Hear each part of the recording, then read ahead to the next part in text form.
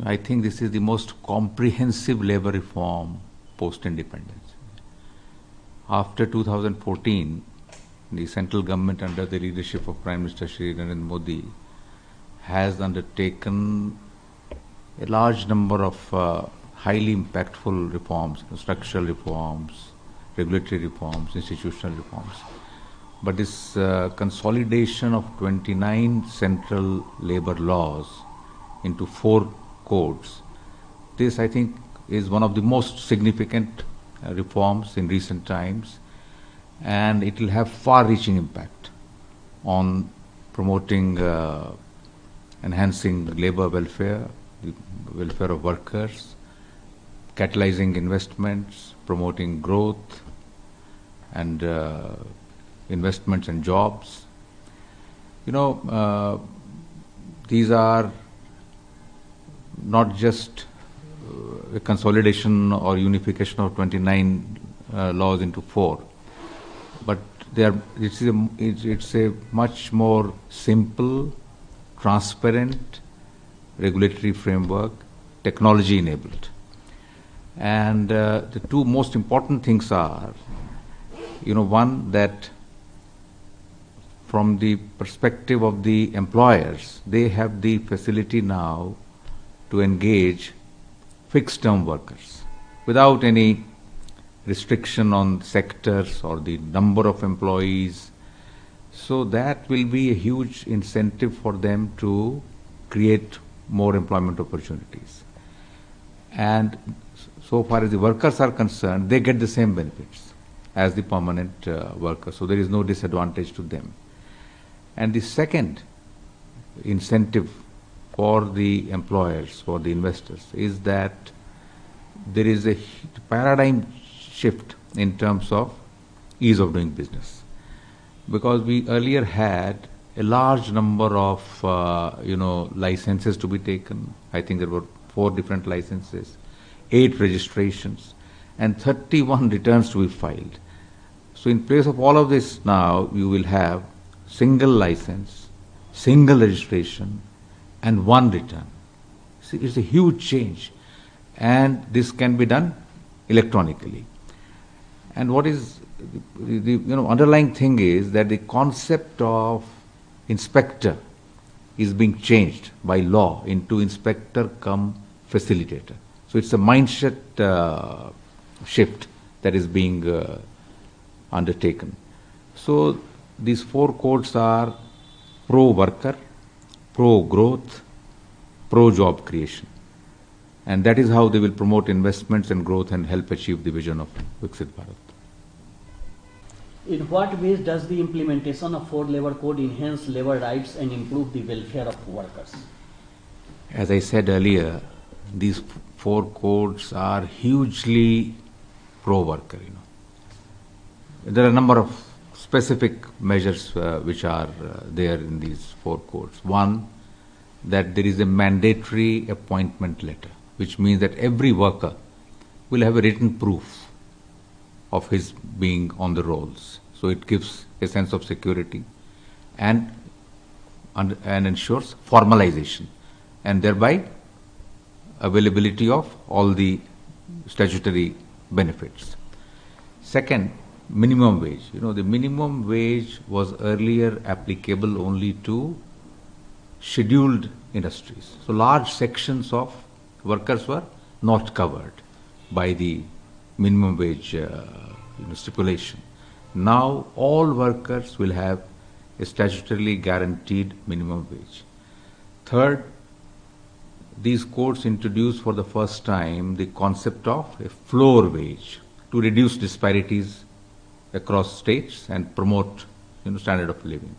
Fourth, earlier there was no concept of timely wage payment. Now that's a huge thing for those who are earning less, comparatively less amounts, to get their wages on time. So now by law the employers will have to pay wages on time, daily or weekly or monthly. It will be huge relief for the workers.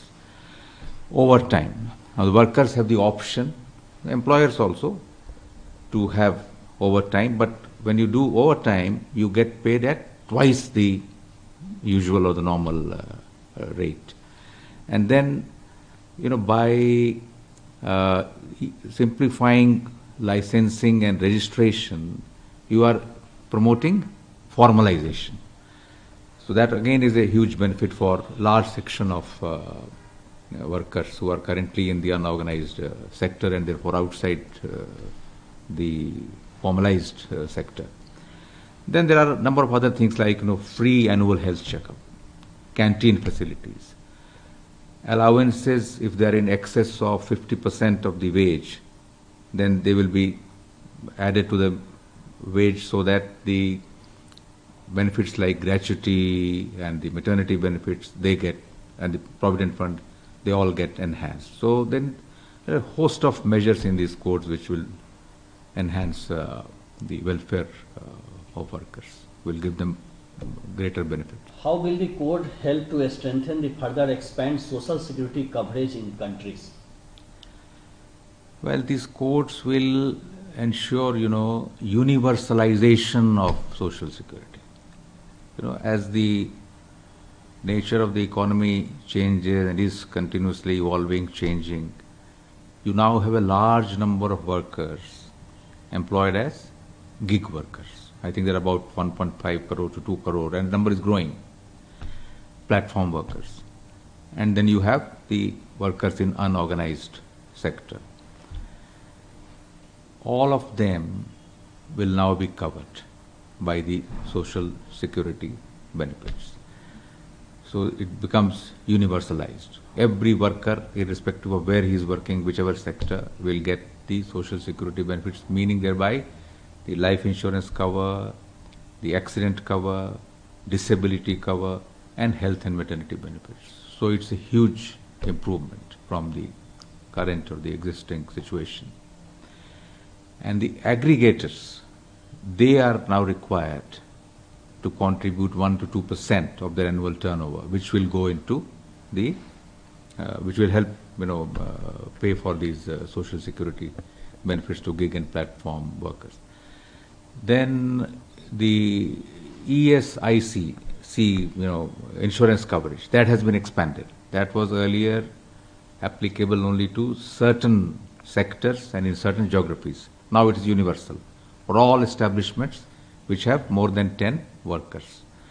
And even those which have less than 10, they have the option. Earlier they were simply excluded from this ESIC or the insurance coverage network.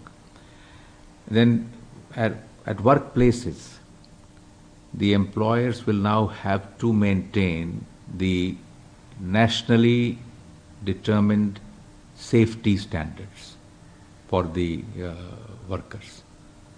So in all these respects, the social security and occupational safety situation for the workers will improve hugely through the new codes.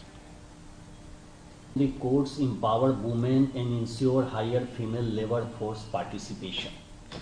You see, now under the new codes, by law, gender discrimination is prohibited, it's illegal.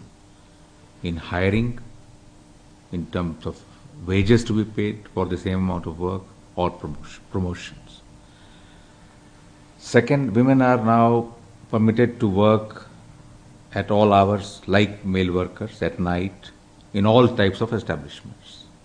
Subject, of course, to their consent and subject, of course, to the employers providing or having to provide the necessary amenities at workplaces, safety measures, and transportation facilities.